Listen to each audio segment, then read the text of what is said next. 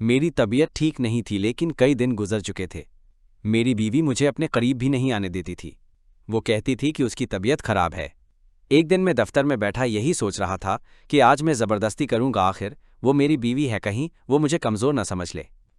میں جلدی گھر واپس آیا۔ جیسے ہی میں اندر داخل ہوا تو میرے پیروں تلے سے زمین نکل گئی کیونکہ میری بیوی وہاں موجود تھی۔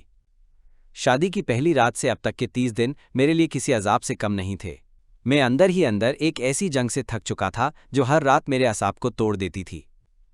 میری بیوی سائمہ بظاہر ایک نہایت سلجھی ہوئی نیک اور خیال رکھنے والی عورت تھی۔ وہ دن بھر گھر کے کاموں میں مصروف رہتی اور میری والدہ کا بھی بہت خیال رکھتی تھی، لیکن جیسے ہی رات ہوتی اس کا رویہ بدل جاتا۔ جب بھی میں محبت سے اس کے قریب جانے کی کوشش کرتا وہ اچانک خاموش ہو جاتی یا بہانہ بنا لیتی کہ اس کی طبیعت ٹھیک نہیں، کبھی سر درد، کبھی تھکن اور کبھی خوف کا اظہار۔ ہماری شادی کو 1 مہینہ گزر چکا تھا، لیکن ہمارے درمیان وہ فطری قربت بھی پیدا نہ ہو سکی تھی جو میاں بیوی کے رشتے کا حصہ ہوتی ہے۔ میں اکثر سوچتا کہ آخر مجھ میں کیا کمی ہے یا وہ مجھ سے کیا چھپا رہی ہے۔ کبھی لگتا شاید وہ اس شادی سے خوش نہیں، لیکن اس کی دن بھر کی خدمت دیکھ کر یہ خیال غلط لگتا۔ ایک دن میں نے فیصلہ کیا کہ اب میں اس سے حقیقت پوچھوں گا۔ میں دفتر سے گھر آیا اور ارادہ کیا کہ آج اس کی ہر بات کا جواب لوں گا۔ گھر میں داخل ہو کر میں نے دیکھا کہ وہ اپنے معمول کے برعکس بہت پریشان تھی۔ میں نے اس سے محبت سے بات کرنے کی کوشش کی مگر وہ ہمیشہ کی طرح ٹالتی رہی۔ وقت گزرتا گیا لیکن اس کا رویہ نہیں بدل۔ وہ دن میں ایک اچھی بیوی تھی مگر رات میں ایک اجنبی بن جاتی۔ بالآخر ایک رات میں نے اس سے سختی سے پوچھا کہ آخر مسئلہ کیا ہے۔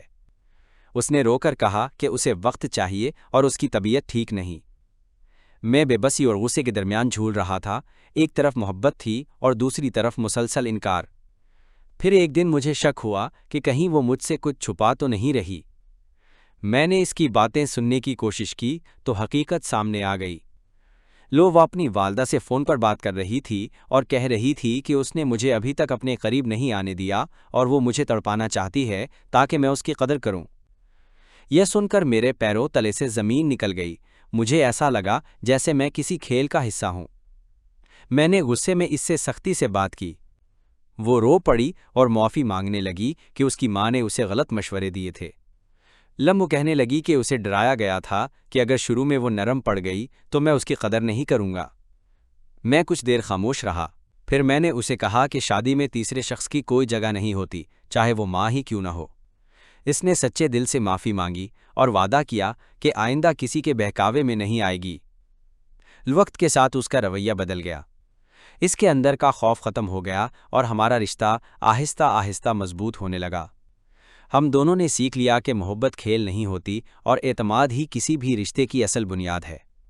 اور یوں ہماری زندگی کی تلخی ختم ہو گئی اور ہم ایک خوشحال زندگی کی طرف بڑھ گئے۔